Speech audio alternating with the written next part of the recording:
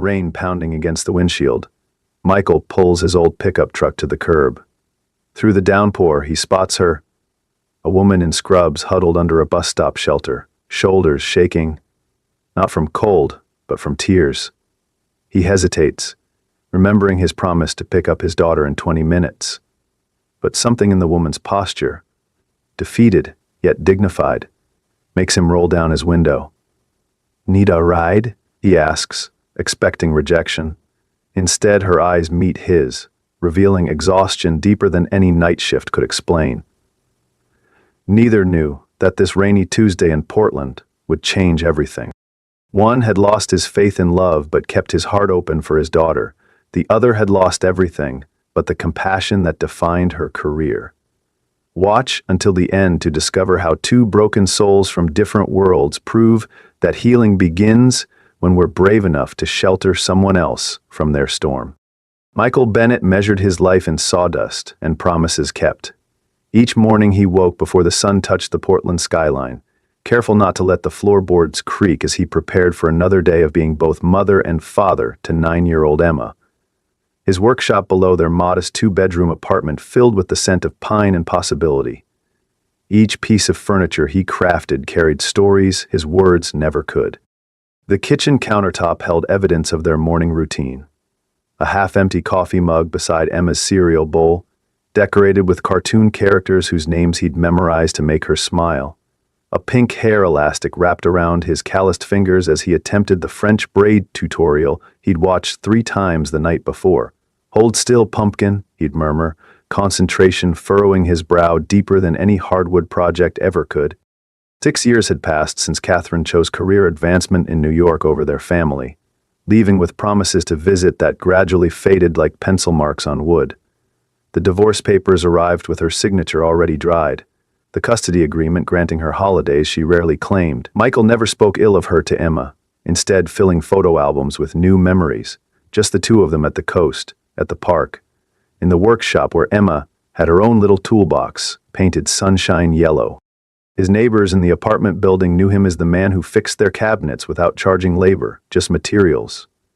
"It's nothing," he'd say, eyes downcast at their gratitude. The elderly couple upstairs received a handcrafted step stool after he noticed Mrs. Abernathy struggling to reach her cupboards. The single mom across the hall found her wobbly kitchen table mysteriously stabilized while she worked the night shift. Financially, the margins were always thin. The ledger book in his desk drawer told the story in careful handwriting. Monthly calculations ensuring Emma's art class remained in the budget, insurance payments highlighted in yellow, medical savings underlined twice. He'd skip lunch 3 days a week, telling himself he wasn't hungry anyway, to afford the special clay Emma needed for her school project. At night, after tucking Emma in with their ritual, 1 story, 2 kisses, 3 questions about her day, Michael would sit at his workbench, shoulders curved beneath invisible weight. The empty space beside him on the couch remained untouched, a habit formed from years of solitude. Sometimes he'd catch himself cooking enough pasta for 3 before remembering, the extra portion becoming tomorrow's lunch. His dating profile remained unwritten, the suggestion from well-meaning friends met with a tired smile. "No time," he'd say, gesturing to the custom credenza due by Friday. The truth hung in the workshop like fine sawdust, invisible until caught in the right light. His heart, like his finest woodwork, had been carefully sealed against the elements, functional but no longer taking new impressions. On Friday evenings, when other men his age might be starting their weekends at local breweries, Michael and Emma observed their sacred tradition. 2 bowls of Rocky Road ice cream, the battered Monopoly board between them, her triumphant grin when she bought Park Place. He always let her win without making it obvious, his subtle gift wrapped in normalcy. At Emma's school presentation, other parents showcased expensive vacations while Michael helped Emma display a handcrafted dollhouse they built together. "My dad made every tiny piece by hand," she announced proudly, her small fingers tracing the miniature staircase. The admiration in her classmates' eyes meant more to him than any custom furniture commission. When he walked through the park with Emma skipping ahead, he'd occasionally notice couples walking hand in hand, their easy intimacy a language he once spoke fluently. Something would tighten in his chest. Not quite pain, not quite longing, before he'd call out to Emma about the ducks on the pond, redirecting his attention to the one love he could count on. In his workshop, a collection of carpentry books gathered dust on the highest shelf, bookmarked with ideas for projects marked someday. On quiet evenings, he'd sometimes pull one down, fingers tracing elaborate designs for furniture requiring time he never had, the bed frame with hand-carved headboard, the hope chest with dovetail joints, dreams deferred in favor of practical side tables and bookshelves that paid the bills. Each night before sleep, Michael would check on Emma one last time, watching the gentle rise and fall of her chest.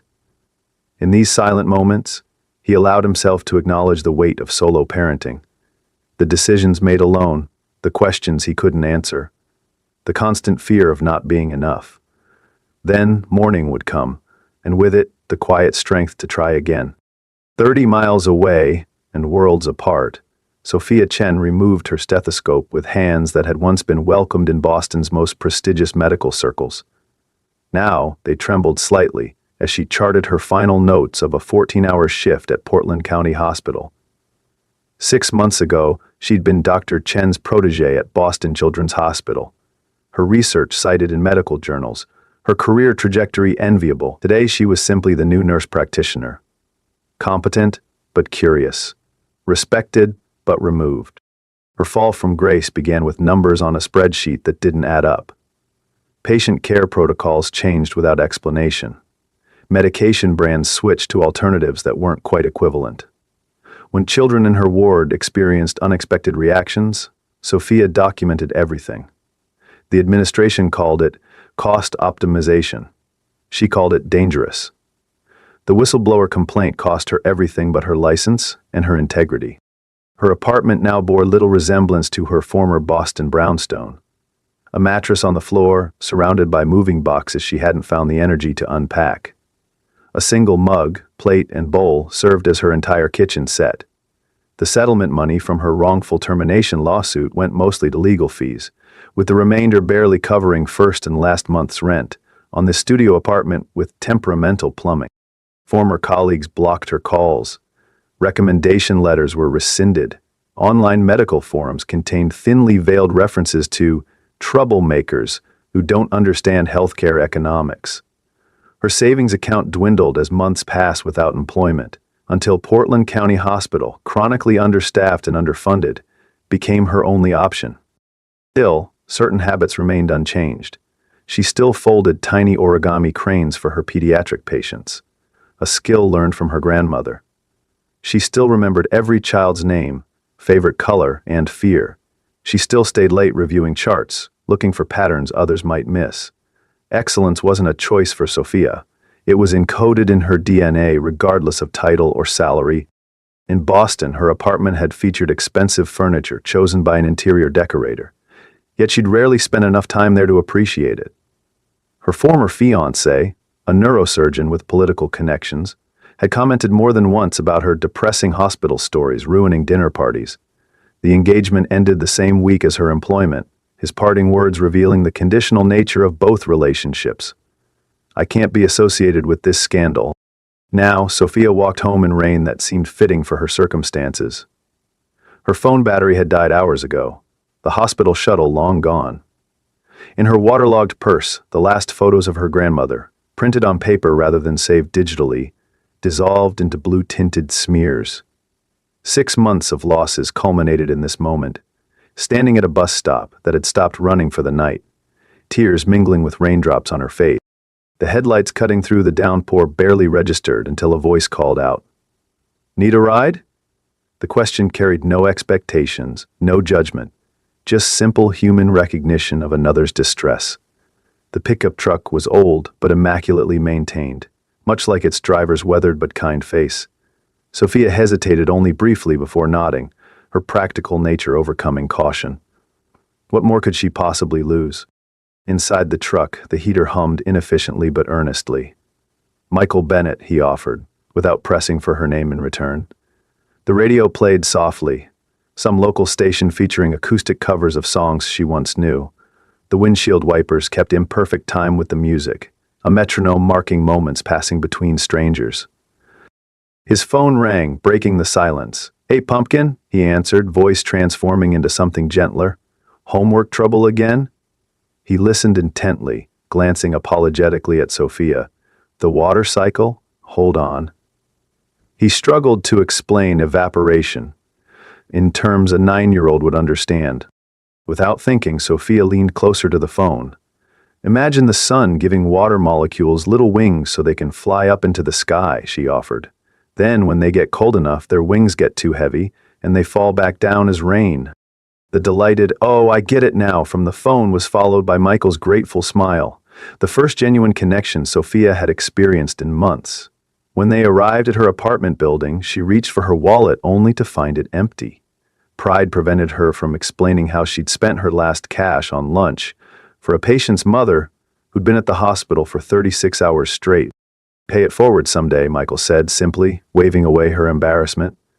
As his truck disappeared around the corner, Sophia stood in the rain a moment longer, wondering why this brief encounter with kindness felt more substantial than all the accolades and accomplishments now stripped from her resume. 3 days later, Michael's careful routine shattered with a phone call from Emma's school. Minor concussion, playground fall, precautionary visit to emergency room recommended. The 20-minute drive to Portland County Hospital stretched into an eternity of worst-case scenarios playing through his mind, his knuckles white against the steering wheel. In the pediatric assessment area, a familiar voice called Emma's name. There stood the woman from the rainstorm, now in crisp scrubs with a professional demeanor that couldn't quite mask her surprise. "The rain lady," Emma exclaimed, breaking the tension with childish directness. Something in Sophia's face softened as she knelt to Emma's eye level, explaining each step of the examination with patient clarity. "She's going to be fine," Sophia assured Michael, her confidence easing his panic. "I promise to bring a popsicle when we're done, if that's okay with your dad." The conspiratorial wink she shared with Emma created a tiny alliance that Michael couldn't help but appreciate. He noticed how other staff deferred to her despite her being new, seeking her opinion on cases beyond her assigned patients. 2 weekends later, Michael arranged his wooden crafts at the local farmer's market, cutting boards, salt cellars, small toys that supplemented his custom furniture income. Emma arranged pine cone creatures on their display table, her recently healed head now topped with a hand-knitted beanie from Mrs. Abernathy. Through the Saturday morning crowd, Michael spotted Sophia examining organic vegetables at a nearby stall. Emma noticed too, waving enthusiastically until Sophia approached their booth. "We make everything ourselves," Emma announced proudly, her small hand gesturing toward their handcrafted wares. Conversation started awkwardly, but warmed as they discovered shared appreciations for cooking, though Sophia admitted most nights ended with simple microwave meals. "Cooking for one always feels like too much effort," she confessed. Her fingers lingered on a maple cutting board, tracing the grain before noting the price tag and reluctantly setting it down. Michael watched her walk away, noticing her purchases: a single bell pepper, 2 apples, a small bunch of kale. Enough for one person with minimal leftovers. That night, he found himself crafting a smaller version of the cutting board she'd admired, his hands working almost without conscious direction. Spring arrived, bringing the community garden back to life. Michael and Emma spent Sunday afternoons tending their plot, growing vegetables that supplemented their grocery budget. They discovered Sophia had taken the abandoned corner section, her medical precision evident in perfectly straight rows that nonetheless struggled to thrive. "You're drowning them," Emma announced, surveying Sophia's waterlogged seedlings with the authority only a 9-year-old could muster. "Dad says plants are like people. They need room to breathe." Sophia accepted gardening lessons from both Bennetts with graceful humility, her usual professional confidence replaced by endearing uncertainty. Sandwiches were shared on a weathered garden bench, Emma chattering about school, while adults listened, offering each other shy glances over her head. Michael noticed how Sophia's clinical efficiency transformed into genuine warmth around his daughter, while Sophia observed how his gruff exterior melted whenever Emma spoke. When Emma's science fair project on medicine hit a roadblock, Michael found himself standing in the community garden, watching Sophia harvest her first successful crop of tomatoes. "I was wondering," he began, hands fidgeting with his garden gloves. "If you might have time to help Emma with her project. She's stuck on the difference between bacteria and viruses." Their kitchen table became an impromptu classroom, Sophia's medical knowledge translated into experiments involving soap and glitter to demonstrate how germs spread. When the demonstration exploded into a mess of colored water and giggling, Michael found himself laughing genuinely for the first time in years. Dinner materialized from ingredients Sophia had brought just in case, the three of them cooking together in a kitchen that suddenly felt the right size. Later, with Emma asleep on the couch, surrounded by project materials, they washed dishes side by side in comfortable silence. "She's remarkable," Sophia said softly, handing him a dripping plate. "You've done an amazing job with her." The simple validation of his parenting, something he'd never received from Catherine, lodged somewhere deep in Michael's chest. The day his truck broke down outside the hospital was the day something shifted between them. Michael had been delivering a custom bookshelf to the pediatric ward, an anonymous donation he'd arranged through the hospital charity office. Sophia spotted him from a window, bringing him coffee during her break, watching with interest as he explained the differences between hardwoods to the maintenance staff helping him. Their hands brushed when she passed him tools, the brief contact sending an unexpected current through both of them. In the truck cab, searching for jumper cables, Michael discovered one of Emma's drawings tucked under the seat, a crayon rendering of three figures at a table. When Sophia saw it, something unspoken passed between them, an acknowledgement of possibility neither was ready to voice. The invitation to Sunday dinner came from Emma directly. Sophia had stopped by to return a medical reference book, catching them practicing for the father-daughter dance. "You should come eat with us on Sunday," Emma declared, with the impulsive directness of childhood. "Dad makes really good lasagna, except when he burns it." Michael's momentary discomfort gave way to quiet anticipation when Sophia arrived Sunday evening with homemade apple crumble, her grandmother's recipe, she explained. The evening ended on the apartment building's rooftop, where they'd gone to identify constellations for another of Emma's school projects. Emma fell asleep between them on the blanket Michael had spread out, her small hand still clutching Sophia's sleeve. "She trusts you," Michael observed quietly, the night sky reflecting in his eyes. "She doesn't get close to people easily, not since her mom left." "Children recognize intention," Sophia replied. "They know who sees them and who's just looking." The conversation drifted to safer topics, neither ready to acknowledge how comfortable this felt, how natural their orbit around Emma had become, how the empty spaces in their separate lives seemed to fit together like well-crafted joinery. The fragile piece shattered on a Tuesday afternoon. Michael arrived at the hospital to drop off a thank you gift, the small cutting board Sophia had admired at the market, now finished with her initials subtly carved into the corner. In the waiting area, he overheard nurses whispering about the Boston whistleblower and how some hotshot doctor from Massachusetts was making a scene in the hallway. Curiosity led him toward the commotion, where he found Sophia standing rigid before a gray-haired man in an expensive suit. "You destroyed careers with your sanctimonious complaints," the man was saying, loud enough for everyone to hear.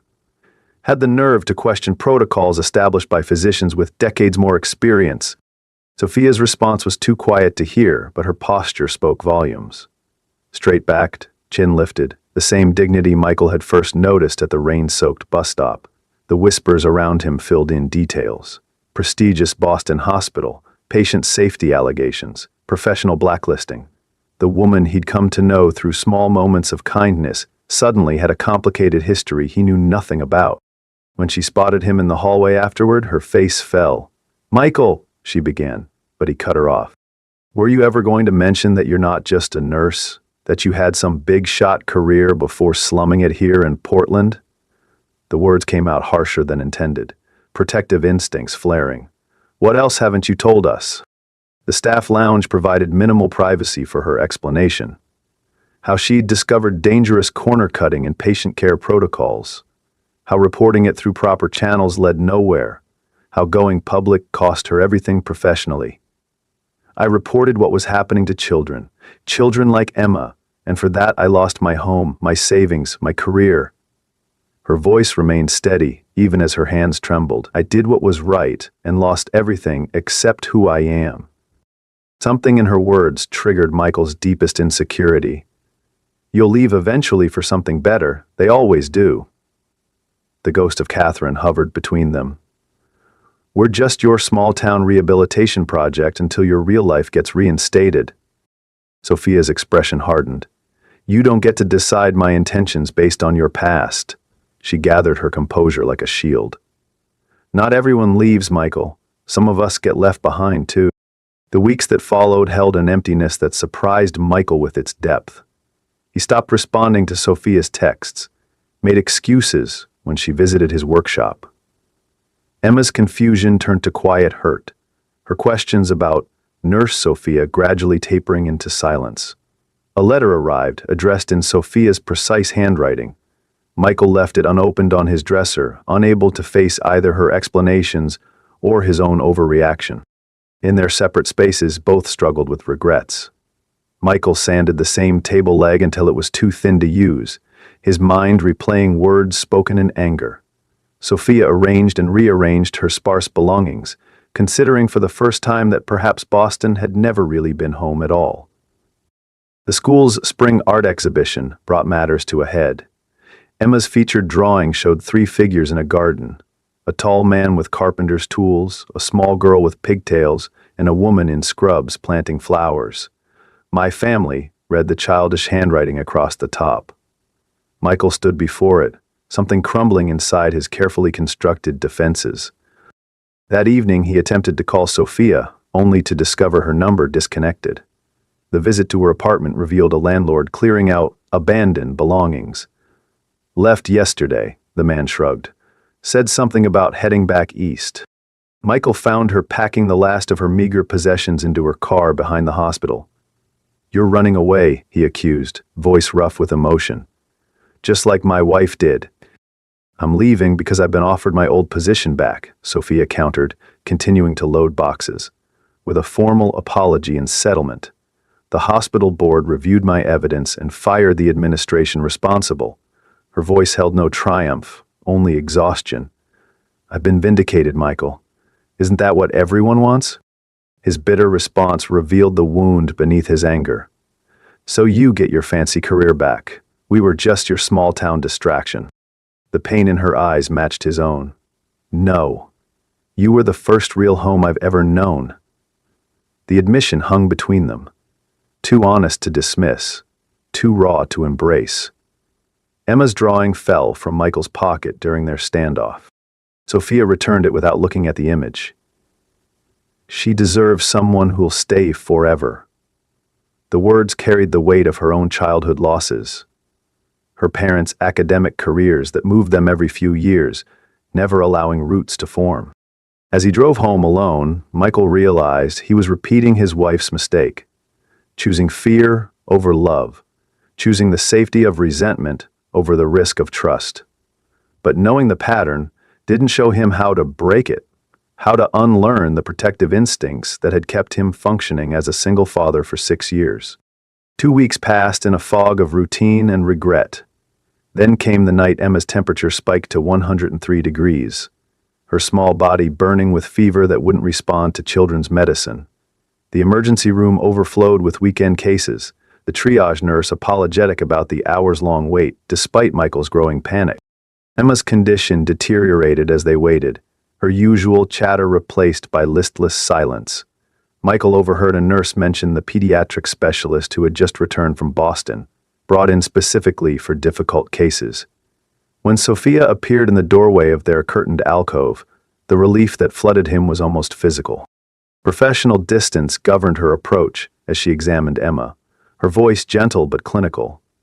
Possible meningitis secondary to concussion, she told the attending physician, who deferred immediately to her assessment. We need a lumbar puncture and antibiotics started now. The efficiency with which she took charge reminded Michael of what he learned about her past, her expertise now working to save his daughter. Hours later, with Emma stabilized and sleeping under observation, Michael found Sophia updating charts in the quiet nurse's station. Thank you, he said simply, the words inadequate for the weight they carried. I took an oath, she replied, not looking up from her documentation, to help anyone who needs care. Dawn painted the hospital windows with gentle light as they sat in silence in Emma's room. You turned down the Boston reinstatement, didn't you? Michael finally asked, noticing the Portland hospital ID still clipped to her scrubs. Sophia nodded, fatigue evident in every line of her body. I realized success means nothing if I'm not where my heart is. She explained how she donated the settlement money to a patient advocacy fund, how her phone had been disconnected because she couldn't afford the bill, how she'd been packing to move to a smaller apartment across town, not leaving Portland at all. The shame of his assumptions washed over Michael. I pushed you away because I was afraid of depending on someone again, he confessed. After Catherine left, I built this life for Emma, this small, safe, predictable life. The idea of someone else becoming essential to us and then leaving. He couldn't finish the thought. Emma stirred, opening fever-bright eyes to look between them. Are you two friends again? She asked, the simple question cutting through adult complexities. Sophia's careful answer held promise without presumption. Sometimes grown-ups forget what matters most, she told Emma, adjusting her IV line with gentle hands. But we remember when it really counts. The moment was interrupted by a nurse calling Sophia away for another emergency. Michael watched her work through the window. Competent, compassionate, completely in her element. He realized that loving someone meant supporting their purpose, not just wanting them nearby. Catherine had left because family felt like a constraint to her ambition. He had nearly driven Sophia away by assuming she shared the same values. After Emma's discharge with follow-up care instructions, they stood awkwardly in the hospital parking lot. Thank you again, Michael offered, uncertain how to bridge the gulf between them. She's special, Sophia replied, professional mask slipping just enough to reveal the affection beneath. Take good care of her. She turned toward the staff entrance, lab coat billowing slightly in the spring breeze. At home, helping Emma settle on the couch with her favorite blanket, Michael found her sketchbook tucked between cushions. Flipping through, he discovered a progression of drawings. First just Emma and Michael, then, gradually, including a third figure. The final page bore Emma's childish handwriting, "My wish," with a picture of all three of them standing before a house with a garden. The clarity hit him with unexpected force. In trying to protect his heart, he'd been denying his daughter the family she clearly wanted. More than that, he'd been denying himself the chance to build something new, not replacing what was lost, but creating something that had never existed before. For 3 days, Michael and Emma worked secretly in his workshop, emerging with sawdust in their hair and purpose in their movements. The medicine cabinet they created featured a hand-carved caduceus symbol, the interior designed with specific compartments for various supplies. The wood cherry with maple inlay glowed with hours of careful finishing. They found Sophia's new apartment building across town, a modest improvement over her previous studio but still sparsely furnished.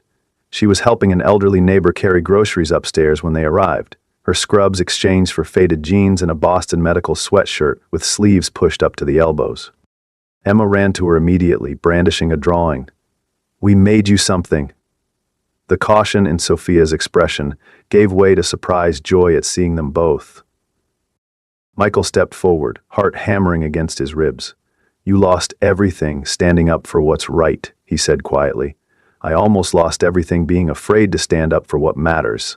He presented the handcrafted cabinet. "For someone who heals everyone but herself."